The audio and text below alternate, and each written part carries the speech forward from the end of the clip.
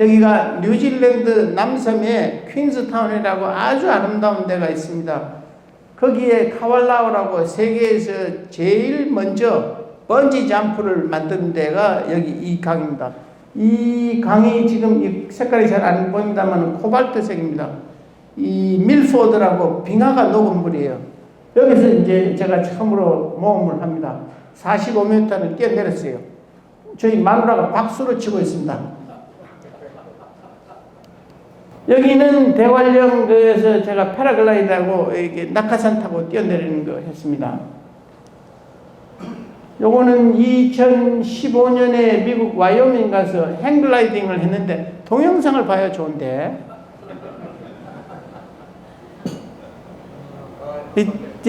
잘하는 젊은 직원 없어요? 아무래도 RT는 나이 많은 사람들은 안 되더라고요.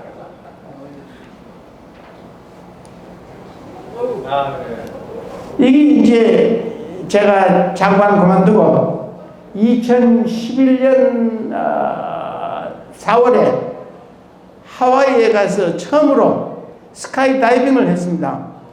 스카이다이빙은 얼마나 하냐면 비행기가 30분 올라가야 됩니다. 높이가 4.5km, 4,500m.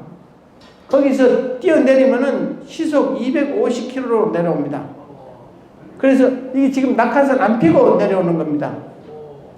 그럼 1분 만에 어디까지 내려오냐면 1500m까지 내려옵니다. 1500m에서 낙하산 피면 아이고 살았구나 이제 싶어요. 근데 이 제가 웃고 있는 거 있죠?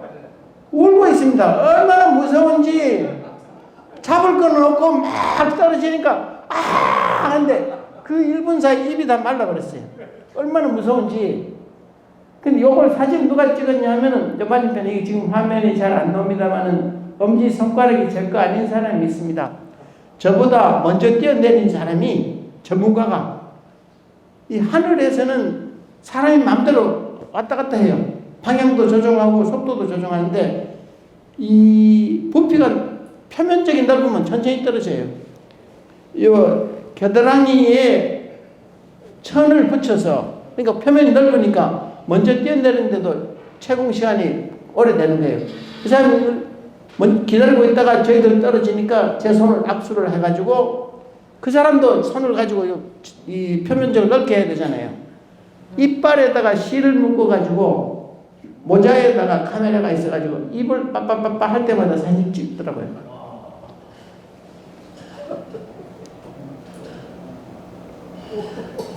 이게 제가 떠난 그 활주로입니다. 여기가 하와이의 호놀룰루에서 제일 북쪽에 있는 그 딜링함 에어필드에서 뛰어내렸습니다. 그래서 이제 한번 해보니까 재미가 붙어가지고 3년 뒤에는 사이판에 가서 이제 했습니다. 이거는 동영상으로 나오는데 한번 보시면 좋은데. 그리고 나서는 이게 2019년 1월 달에 라스베가스에서 매년 CES 컨슈머 일렉트로닉 쇼라고 하는데 가서 세 번째로 했는데 제가 세 번째 한다고 했더니 이 낙하산을 저보고 조종하라 그러더라고요. 낙하산 조정을 어떻게 하느냐면은 오른쪽을 잡아당기면 오른쪽이 기울어지니까 이렇게 몸이 돌아가는 거예요. 다시 왼쪽으로 하면 왼쪽으로 가고 그러니까 방향을 조정합니다. 이건 동영상이 돼야 되는데 안 된대요? 그럼 이제 이메일 오면 동영상 되게 해달라고 몇 번 얘기했는데 예, 됐습니다. 다음에 제가 또 불러주시면 하겠습니다. 그래가지고 여기가 62세 전 총리 실장의 아찔한 도전 해가지고 이것이 2011년 뭐 5월 14일 4월달에 했기 때문에 나왔고 이거는 이른의 세 번째 스카이다이빙 2019년 1월 16일 제가 저 1월 10며칠 날 했기 때문에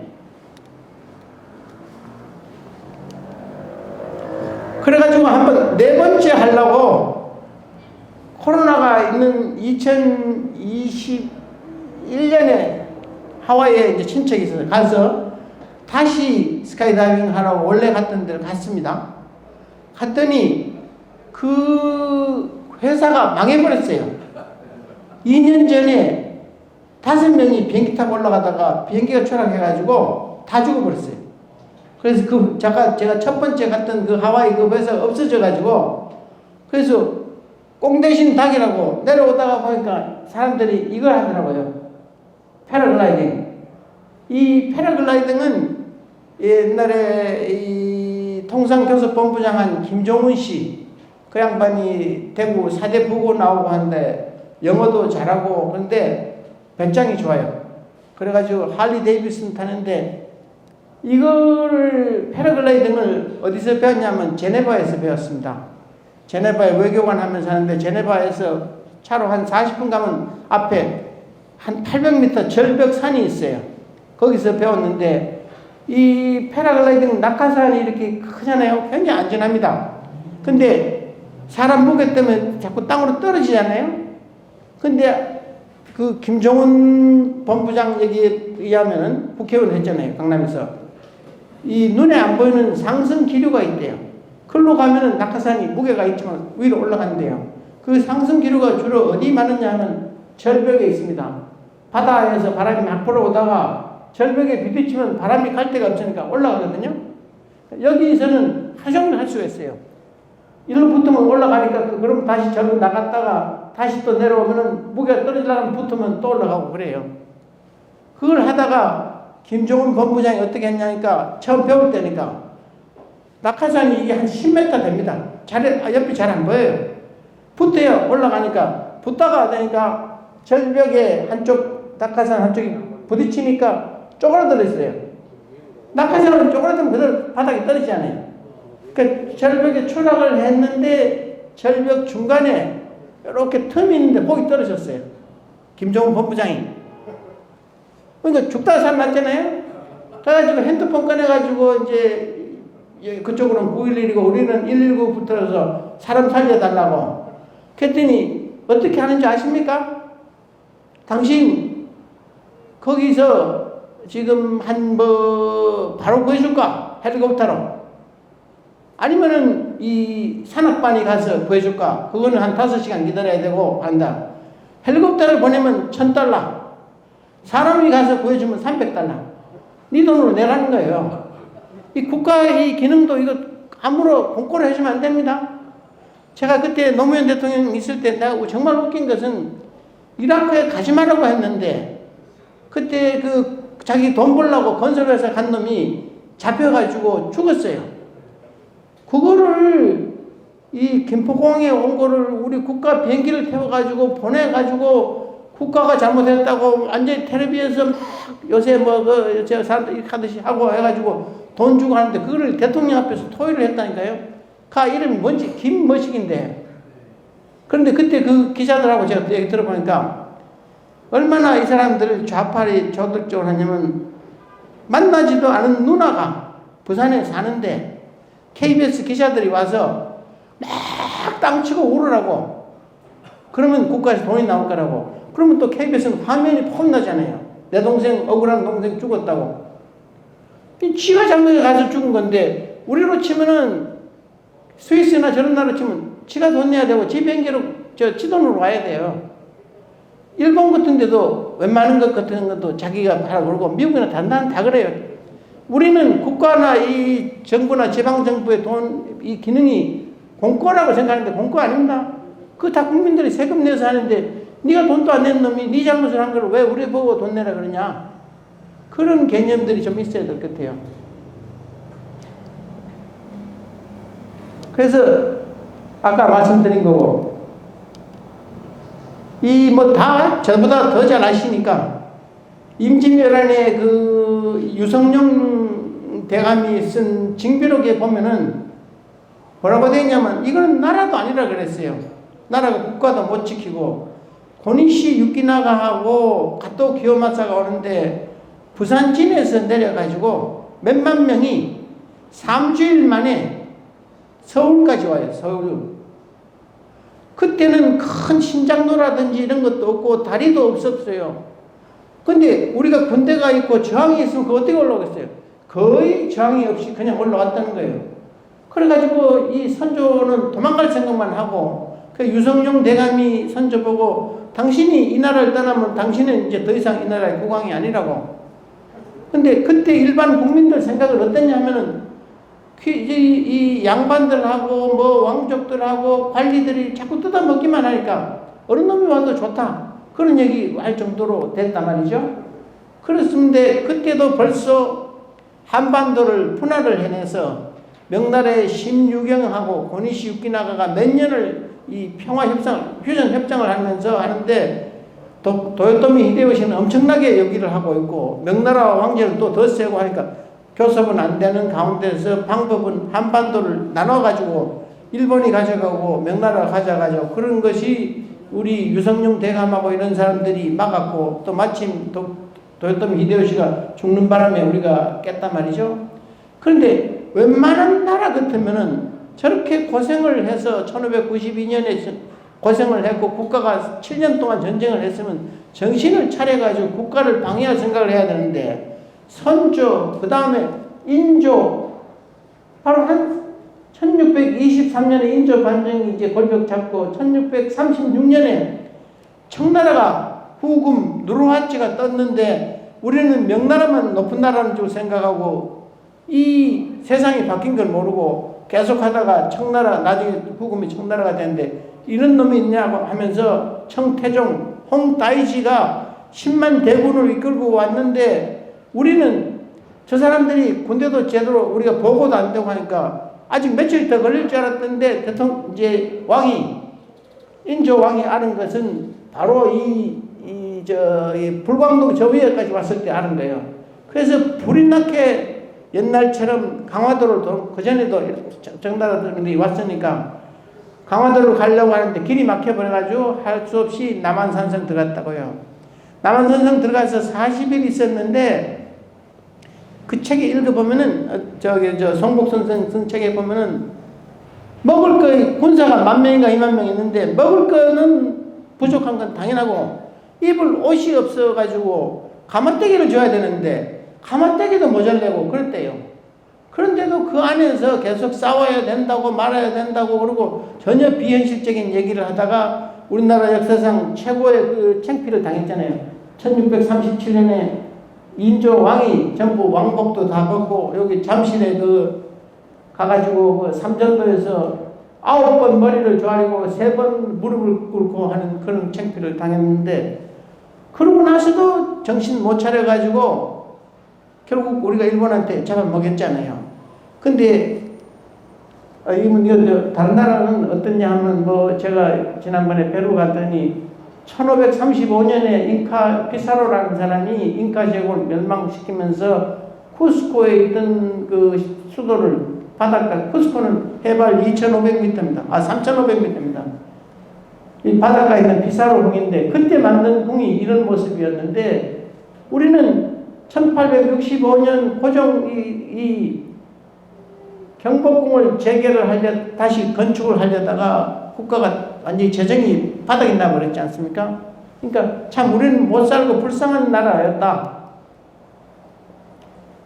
이 1894년에서 97년 그때 나이 62, 3 때는 비숍 여사가 4번을 이 조선을 여행을 합니다. 한 번은 금강산을 가고 한 번은 뗏목을 타고 남한강으로 가고 여주를 지나가는데 여주의 관리들이 얼마나 썩었는지 동네에 들어갔더니 애들은 전부 새까맣고 못 먹어가지고 길에는 전부 똥오줌을 막 버리고 이렇게 더러운 나라 형편한 나라라고 이렇게 자기가 생각을 했는데 4번째는 이 러시아 연해주를 갔더니 조선 사람들이 러시아 사람, 중국 사람, 일본 사람보다 더 열심히 하고 더 깨끗하더라. 이렇게 못 살고 한 거는 결국은 관리가 썩었고 국가가 썩었기 때문에 그렇다. 그런 얘기를 썼습니다. 이 오스트리아 사람도 비슷한 얘기를 1894년에 와서 했더니 한국이 신기하고 좋은 줄 알았더니 태국이나 베트남보다도 훨씬 볼 게 없다. 그런 얘기 썼습니다. 6.25 전쟁 났을 때 메가다가 와서 한 얘기는 이 나라는 100년이 지나도 희망이 없다 그랬고 우리나라를 그 유엔에 가입시킬 때 해놓은 메논 나중에는 장관도 되고 했는데 이 사람이 영국의 더 타임스하고 한 얘기는 한국에서 민주주의를 찾는 것은 쓰레기 더미에서 장미 찾는 것과 같다고, 그렇게 희망이 없다고 얘기를 했습니다. 그런데 그런 한국이 세계에서 제일 가난했고 1960년대 중반까지도 전체 세입의 이 한 40% 50%를 60년대 초반까지는 미국 원조 PL480을 받아서 했습니다.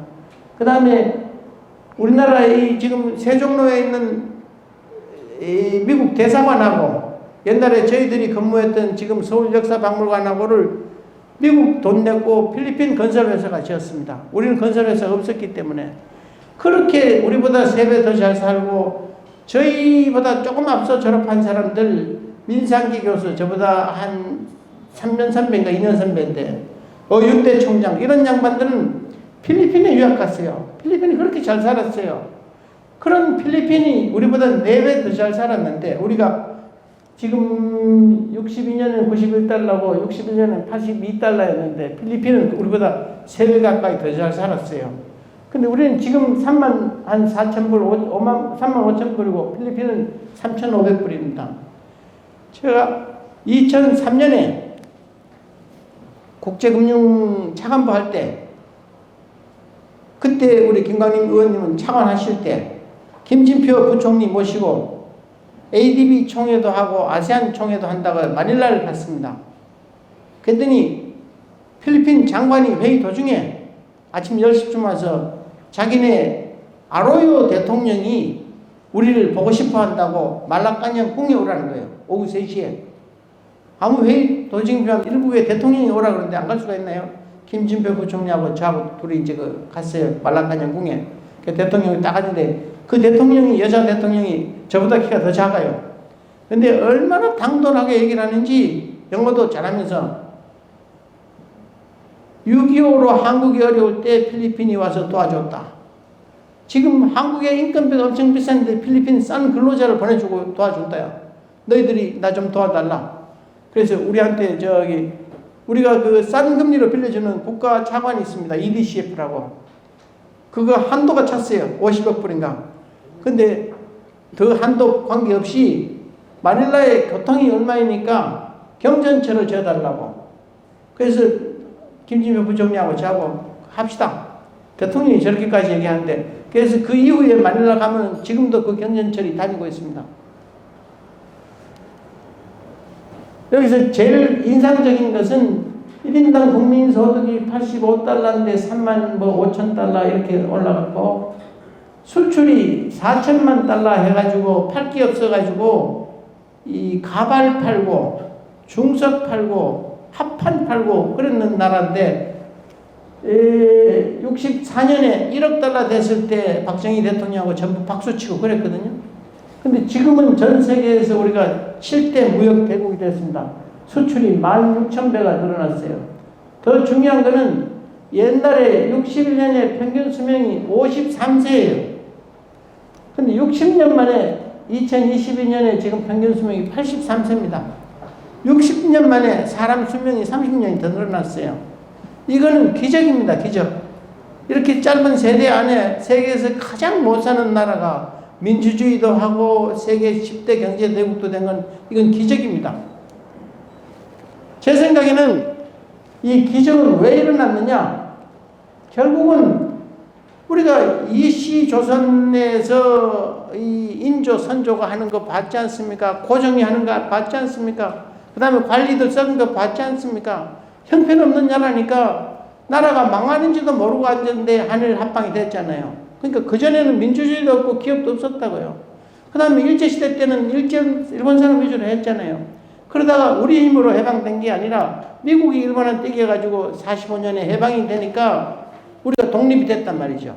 그런데 한국을 못 믿으니까 미국이 신탁 통치를 하자고 해가지고 그걸 우리 이제 그 반탁을 하고 뭐 해가지고 결국은 48년에 독립을 했는데 제일 결정적인 사람이 이승만 대통령입니다. 이승만 대통령이 얼마나 이씨 왕조 사람인데 얼마나 똑똑하냐면은 과거를 쳤는데 그게 없어져 버려가지고 다시 이제 뭐 저기 학당도 들어가고 기독교하고도 하고 하는데 그렇게 공부를 많이 하니까 전 세계가 돌아가는 걸 그때 벌써 아는 거예요. 1899년에 고종 황제를 그때는 대한제국이 됐으니까 거역하는 그런 불경스러운 거 한다고 잡혀 들어가가지고 거의 6년, 7년을 감옥소에 있는데 감옥소에서 공부를 해가지고 그 안에서 감옥소에서 몰래 쓴 책이 독립정신입니다. 그 독립정신의 핵심이 뭐냐? 우리 국가를 믿어 살리는 사람은 우리 국민밖에 없고 우리 국민이 자주심이 있어야 되고 독립정신이 있어야 되고 민주주의여야 된다. 이 황제 있는 나라에서 공화국 얘기하면서 민주, 자유 얘기하면 바로 반혁명이고 반역이잖아요. 그러니까 그걸 몰래 책을 써가지고 누굴 시켜서 몰래 꺼내내가지고 원래는 이제 사형수니까 언제 죽을지도 모르는데 그거를 한국서는 인쇄를 못하니까 미국 보내가지고 미국서 몇 년 걸려서 인쇄한 것이 1910년인가 나왔는데 독립정신이에요. 지금도 그 책을 읽어보시면 깜짝 놀랍니다. 근데 그 양반이 뭘 제일 안타까워했냐면 전 세계가 이렇게 돌아가는데 왜 우리는 모르냐요. 감옥소 안에 있으면서도 노일 전쟁이 곧 일어날 거라는 걸 알아요. 러시아하고 일본이. 그리고 일본이 이길 거라는 것도 알고. 근데 고종 황제하고 이런 사람들은 아관 파천하고 러시아하고 막 친구하려고 한다고요. 일본하고 곧 싸우게 되는데 그런 것도 모르고. 그러니까 안타까워서 그 책을 썼어요. 그리고 이 사람이 미국을 가가지고 결국 나와서 해서 미국에서 37년간을 살면서 프린스턴 대학교 정치학 박사를 했잖아요. 그러면서 일본이라는 이 실체를 Japan Inside Out, 일본의 실체를 미국 사람보다도 더 잘 알기 때문에 일본은 전제국가고 이 황제 천황폐하 국가고 군국주의라고 저 나라는 결국은 자원 때문에 미국을 공격을 할 거다. 그걸 1941년 4월에 Japan Inside Out을 썼는데 아무도 안 봤어요. 근데 12월 4일날 일본이 호노루루에 진주만을 공격을 하잖아요. 그러니까 그 책이 확 뜨잖아요. 미국에서도 갑자기 이승만을 존경을 했다고요. 그 다음에 이 양반이 상해가 임시정부의 초대 대통령도 하고 다 했는데 우리나라에서는 이 사람이 민주주의라는 걸 만들고 또 6.25 전쟁 때 한미 상호방위 조약을 만들고 이 하지 중장이나 이런 사람보다 훨씬 더 똑똑하고 미국 사람이 제일 무서워하는 사람이 이승만 대통령이었거든요.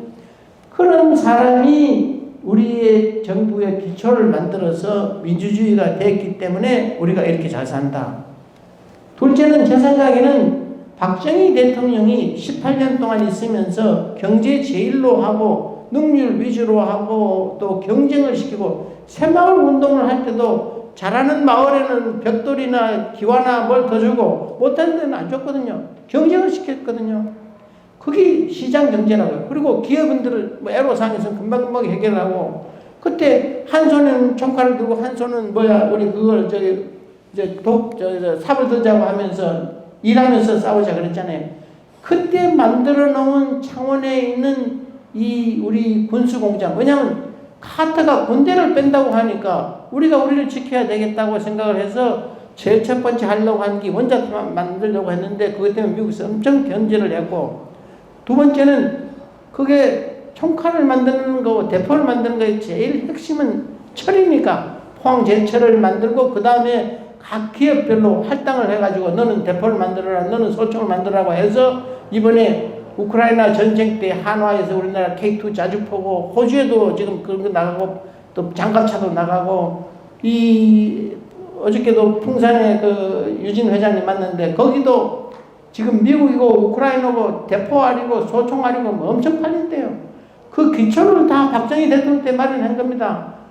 우리는 아무것도 없는 나라예요. 땅도 조그마하지 돈이 있는 것도 아니지 철이 나오는 것도 아니지 또 금강석 나오는 것도 아니지 휘발유 나오는 것도 아니지.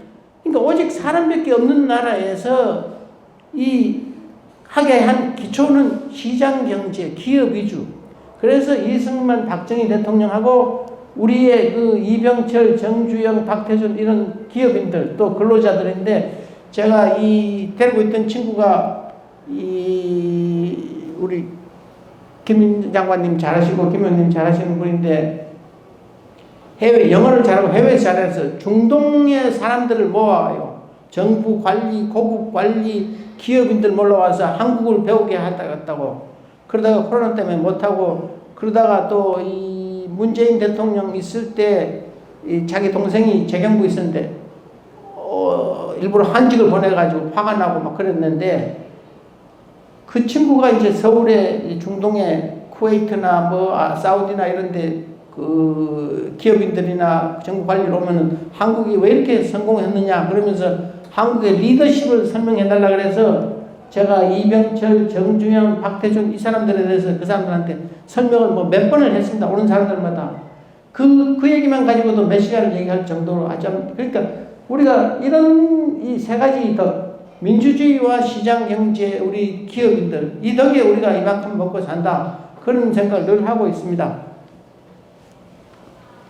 그리고 우리가 제일 중요한 것이 이 자본주의 때문에 가난한 사람은 불쌍하고 빈부격차가 심해지고 근로자들이 일을 많이 하고 뭐 온갖 비난을 하고 있는데 자본주의를 한 나라들은 다 성공을 했고 공산주의 한 나라는 다 망했습니다. 그 다음에 자본주의에 있어서 제일 핵심은 산업혁명입니다.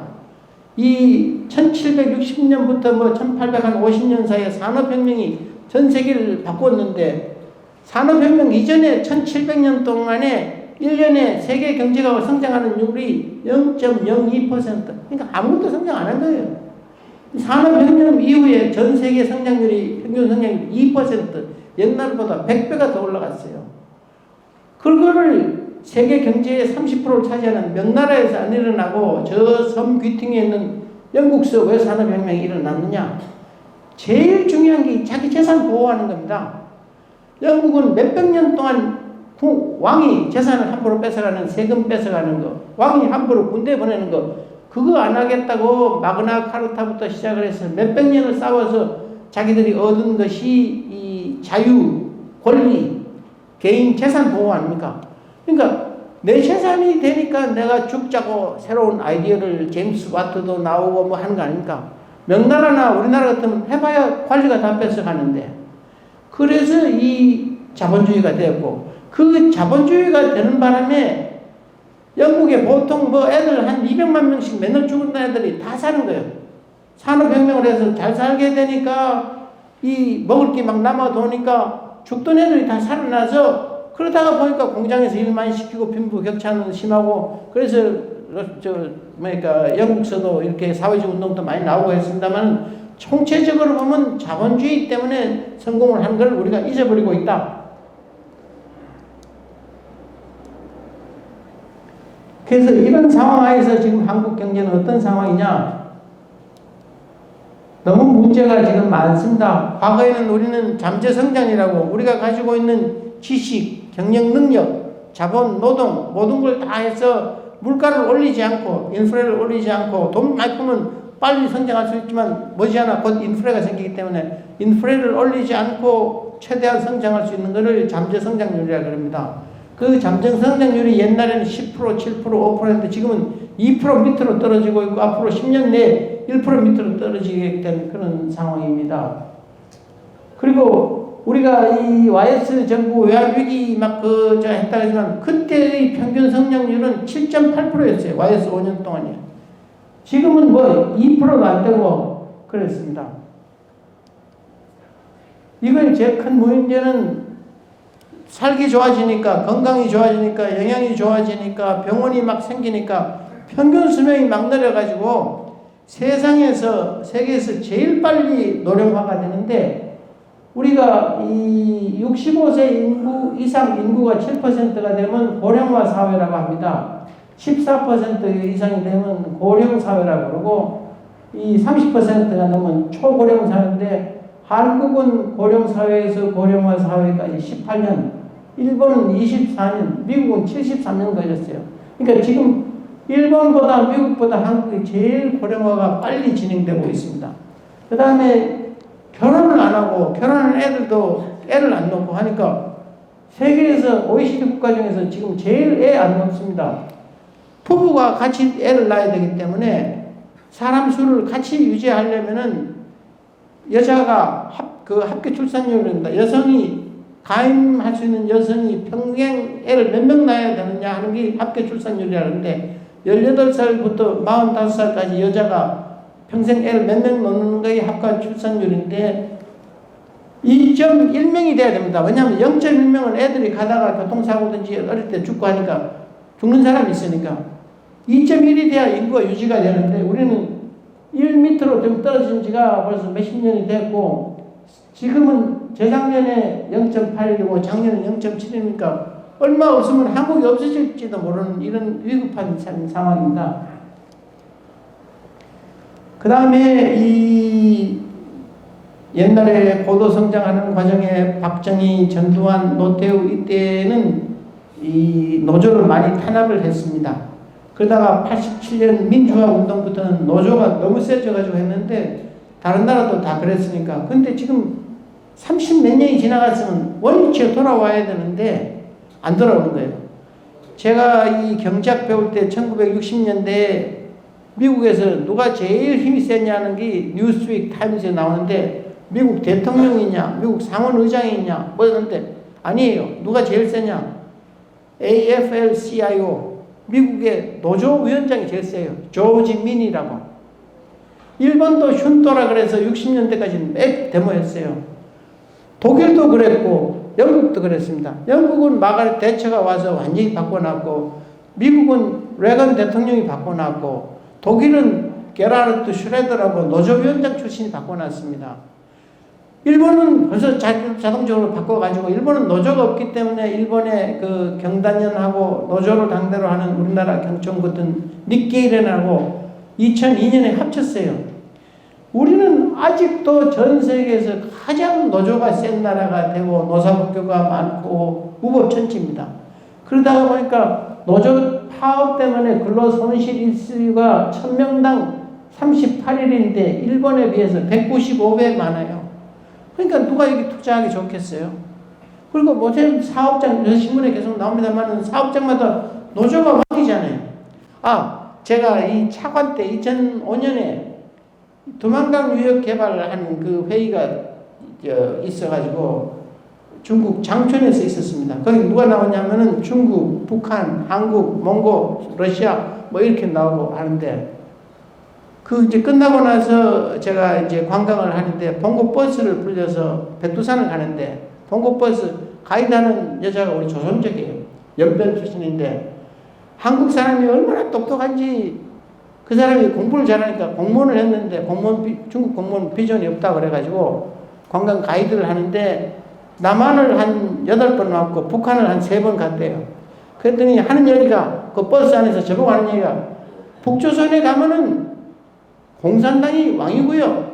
남조선에 갔더니 노조가 왕이더라고요. 그러더라고요. 정확하게 알더라고요. 아까도 말씀드렸습니다만은 지난번 정부가 완전 정책을 실패를 해가지고 과도하게 임금 상승을 하고 기업 규제를 하고 이러는 바람에 그 경쟁력은 약화가 되고 일자리가 없어진다 그러니까 전부 통계를 조작하려고 하고 이 칠판 닦고 애들 안내하는 그런 노인 일자리만 만들어가지고 재정만 거품을 만들게 하고 그 인천공항공사 같은 데 그 청소하는 사람들 그 사람들은 제가 잘 아는 구자관 회장이 그 사람이 화장실 청소부터 해가지고 지금 3만 명을 고용하고 있는 회장인데 아주 겸손하고 아주 열심히 보입니다. 그분 직원들이 인천공항에 몇천 명이 가서 청소도 하고 뭐 식당도 하고 다 했는데 여기서 정규직으로 잘했는 놈을 공항공사에서 정규직으로 한다고 하니까 이제 젊은 애들 공항공사 들어갈 애들이 못 들어가잖아요. 그 결과 노무현 정부에서 있을 때 비정규직 줄이겠다고 했는데 결과적으로 훨씬 더 많이 늘려놨어요. 이렇게 되니까 이 우리나라는 투자하기 어려운 나라, 기업하기 어려운 나라가 되니까 제가 이 1984년에는 우리나라로 투자를 유치하는 투자진흥과의 홍보 담당 사무관에서 외국을 1년에 몇 번씩 가고 그랬습니다.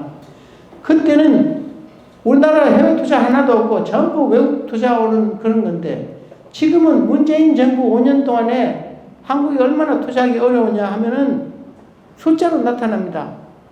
우리 기업이 5년 동안에 해외 투자한 돈이 3천억 달러. 외국 기업은 들어온 돈이 750억 달러예요. 그러니까 2,300억 달러. 그 얼마냐 하면은 한 250조나 270조 돈이 해외로 다 가버린 거예요. 그걸 여기 썼으면 얼마나 일자리가 많아지겠어요. 근데 이 개념이 없으시면은 이게 어떻게 되는 건지 잘 모르지만은 우리보다 인구도 10분의 1밖에 안 되고 경제 규모도 5분의 1밖에 안 되는 싱가포르에 1년에 얼마의 돈이 들어오냐면 990억 달러가 들어왔어요. 2021년에 한국은 115억 달러가 들어왔어요. 그러니까 싱가포르는 지금 옛날 우리하고 비슷한데 6만 불입니다. 6만 불. 세계 부자들이 다 싱가포르 갑니다. 왜 싱가포르 가느냐? 미래가 확실하고 치안이 확실할 뿐만 아니라 기업하기 좋거든요. 더군다나 중국이 지금 홍콩을 막 중국화를 하니까 홍콩에 있던 국제금융회사들이 다 글로 다 갑니다. 그래서 자꾸 외외로 가는 이유 중에 큰 거는 노조 문제가 제일 큽니다.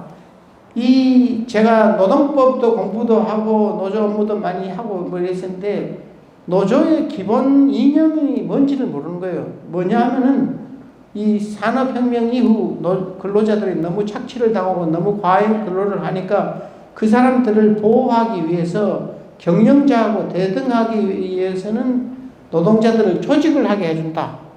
노조를 만들 수 있고 또 필요하면 파업도 할 수 있다. 뭐 이런 걸 이제 혜택을 주는데 대신에 파업을 하면은 월급을 안 받아야 되고 그 다음에 또 사용자 입장은 파업을 하면 공장을 돌려야 되니까 훨씬 비싼 월급을 주고 다른 사람을 대신 근로하는 대체 근로로가 돼야 되는데 전 세계에서 우리나라만이 유일하게 대체 근로를 못하게 해요. 그 다음에 전 세계에서 정편없이 다른 미국이나 선진국은 파업을 하면 공장을 점거한다든지 회사를 들어오질 않습니다. 문 밖에 피켓만 하는데 우리는 직장 점거에 대해서 마음대로 자유롭게 하잖아요. 그런데다가 그런 완전히 불리한 게 한두 개가 아닙니다. 부당노동 행위라고 하는 건 있는데 경영자만 하고 노조는 안 하고. 그 다음에 더 중요한 거는 제가 OECD 대사하면서 그때 한국이 그 노동 문제가 낙후됐다 그래서 노동 문제를 감시 대상으로 10년 동안 있다가 제가 있을 때 이상수 장관 오고 저하고 있을 때 그걸 졸업을 했는데 그때 제가 계속 그 외국 대사들한테 설명한 것이 우리나라의 법하고 현실이 안 맞다. 노조는 와서 불법 발화하고 폭력을 하고 뭐 이렇게 해도 공장을 점거하고 해도 경찰이고 공권력이고 아무도 안 도와준다. 그러니까 법 이전에 이 실무적으로 너무 과대한 그런 건 법에 안 나오니까 외국 사람이 모르잖아요. 근데 그런 식으로 하는데 문재인 대통령은 민노총 덕에 대통령이 됐다고 생각해서 그런지 민노총에서 원하는 걸 다 들어줬어요.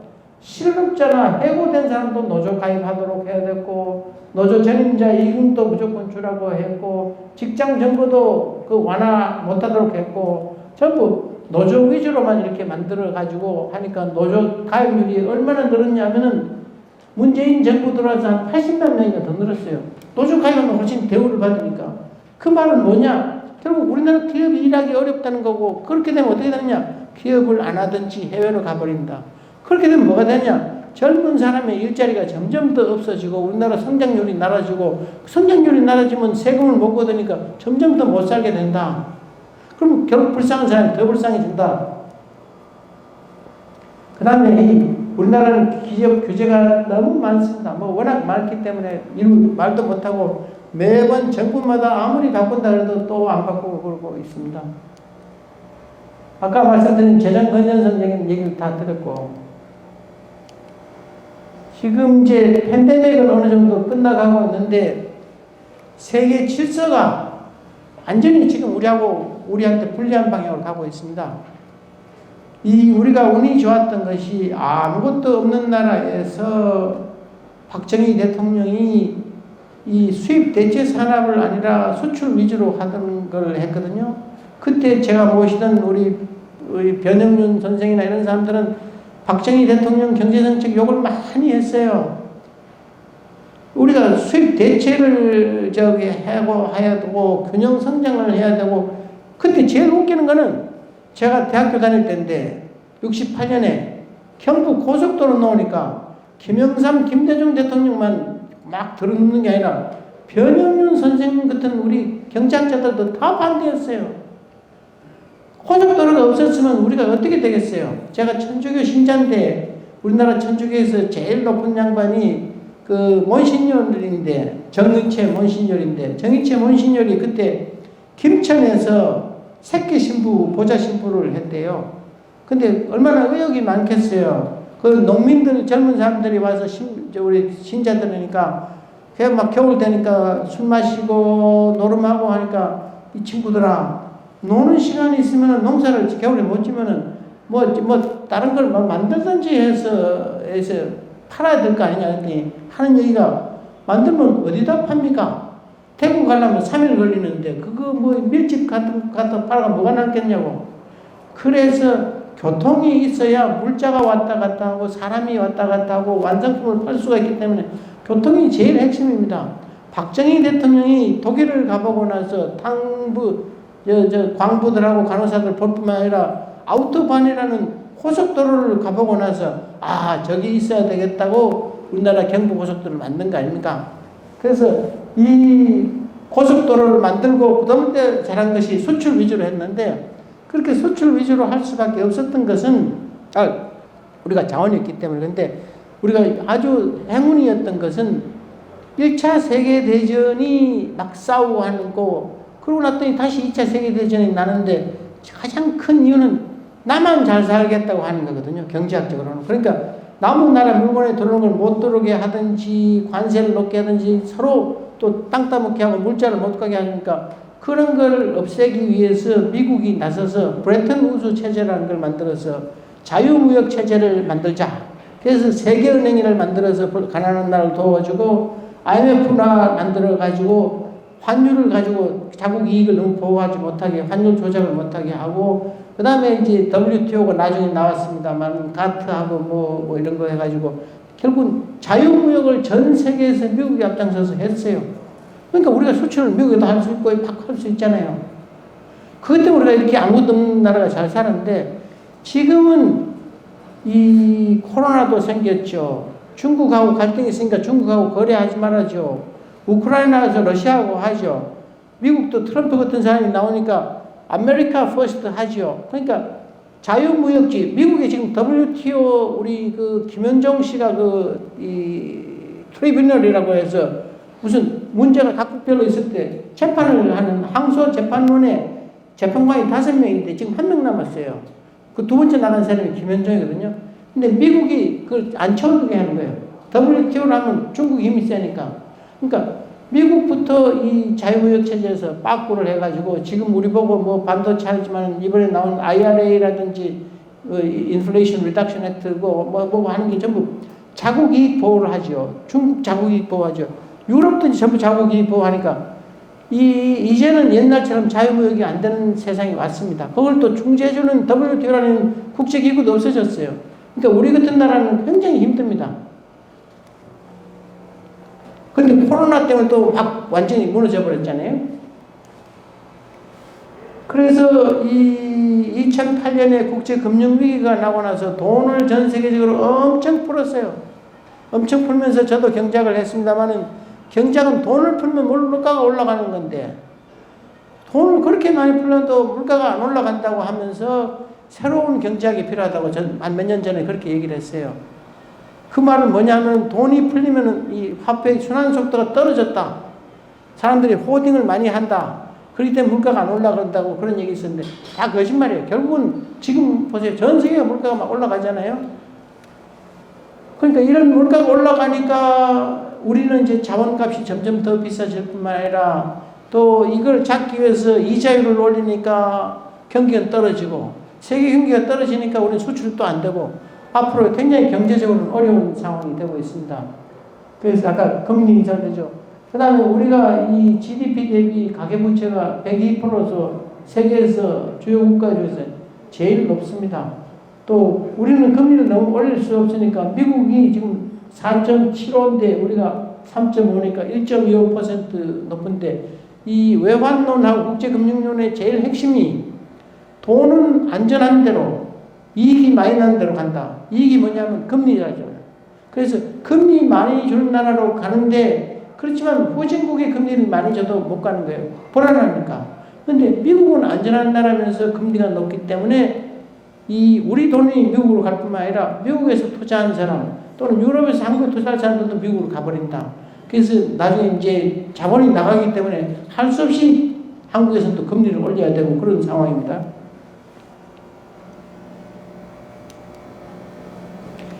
그리고 미중 갈등이 저희 금방 안 없어집니다.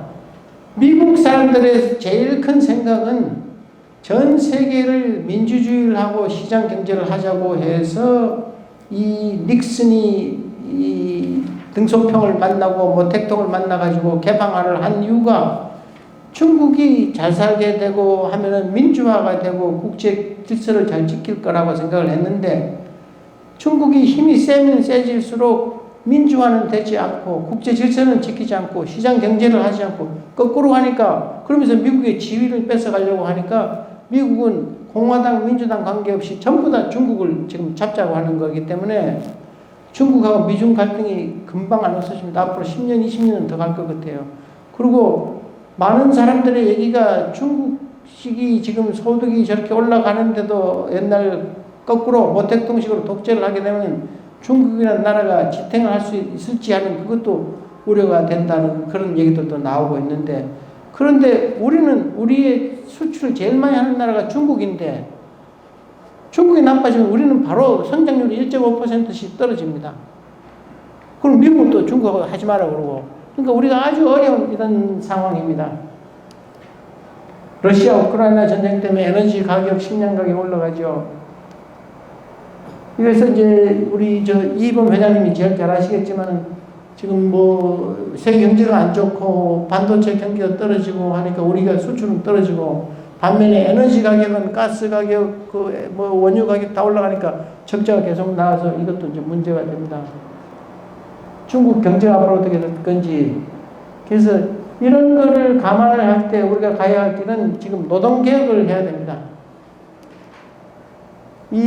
제가 슈레더 총리를 불러가지고 그때 회의를 했었는데, 여기가 문재인 그 당시 야당 대표고 김무성 여당 대표였습니다. 방한성 노동부 장관이고 제가 사회부고 그랬었는데, 이 슈레더 얘기가 자기가 노조위원장이고 노동자들이 지지하는 사회민주당 3인당 당수 겸 독일 총리였는데, 총리가 되고 봤더니 실업자가 500만 명이 넘고, 이러다가 독일이 망하겠다, 노조가 워낙 세가지고 망하겠다고 생각을 해서 나라를 살리는 의미에서 이 폭스바겐의 인사 담당 임원인 그 사람을 불러가지고 개혁을 하라고 했어요. 노동 개혁을 했습니다. 그래서 하면서 하는 얘기가, 저보고 하는 얘기가, 우리는 노사정 대타협으로 산다고 했더니 그게 되겠냐고. 노조가 자기 걸 잃는 걸 누가 하겠느냐고. 국민이 뽑은 정부에서 앞장서서 위에서 개혁을 해야 되지, 그거 자기들끼리 합의해가 하라고 되겠느냐고 하는 게, 근데 자기는 그걸 하는 바람에 정권을 뺏겼어요. 메르켈한테 2005년에. 그렇지만 두고두고 이 독일 경제를 살려서, 그때는 별명이, 외국 사람들은 농담을 좋아하니까, 이 게라트 슈레더는 병든 남자, 메르켈은 건강한 여자. 그래서 자기가 그런 걸 하는 바람에 독일이 경제가 병든 남자에서 건강한 여자로 바뀌었다고, 건강한 데로 바뀌었다고 하는데, 근데 이 사람이 여자를 너무 좋아해가지고 3번인가 4번, 나이도 많아요. 42년생인가. 그런데 마지막 여자가 여기 와서 통역하던 우리 한국 사람이에요. 한국 여자가 굉장히 경쟁력이 있어요. 그런데 저 사람이 러시아에서 돈 받았다 그래서 요새는 인기가 없습니다. 아까 말씀드린 규제개혁, 또 세금도 바꿔가지고 기업하기 좋게 만들어야 된다.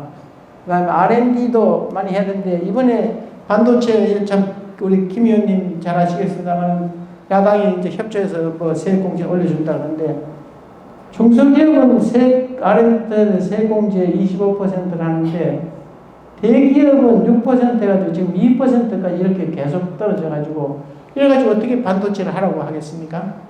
그래서 이런 것도 좀 바꿔야 되겠다. 이 혁신도 옛날 그 방식만 가지고 되지 않고 새로운 거를 자꾸 하도록 해야 되는데, 그렇게 하려면은 이 교육도 바뀌어야 되고 규제도 바뀌어야 돼가지고 새로운 산업을 하고, 그 다음에 우리가 홍콩이나 싱가포르처럼 서비스 산업, 교육, 관광 이런 걸 많이 해야 젊은 사람들을 할 수 있는데, 곳곳에 전부 집단 이기주의.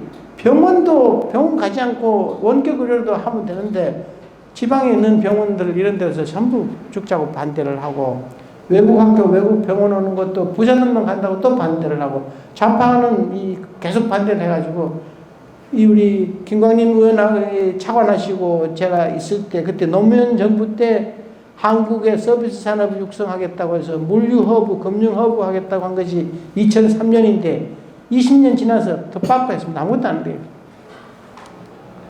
교육개혁은 아까 말씀드렸고. 그래서 뭐 대충 이걸로 오늘 강의 끝내도록 하겠습니다.